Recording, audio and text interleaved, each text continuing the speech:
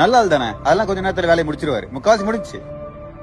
Sir wire தான் எரிஞ்சிருந்தது, ஆனா எல்லாம் ரெடி பண்ணிட்டேன் பக்காவா. இனிமே எந்த ப்ராப்ளம் வராது. பில்லு 700 ரூபாய். ஓகே ப்ரோ, நீங்க வீட்டுக்கு போங்க, நான் 2 நாள் அனுப்பிச்சு விடுறேன்.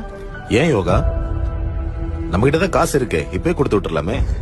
அப்படியே சொல்லி எனக்கு பழக்கமாயிடுச்சுனே. விடுங்க, ஒரு 2 நாள் கழிச்சு கொடுக்க போறோம், அதுல என்ன ஆக போகுது? அது தப்புப்பா. வேலை செய்யறதுக்கான காசை நம்ம வச்சுக்கிட்டே இல்லன்னு சொன்னோன்னு வையேன், அதை விட பெரிய பாவம் எதுவுமே இல்ல.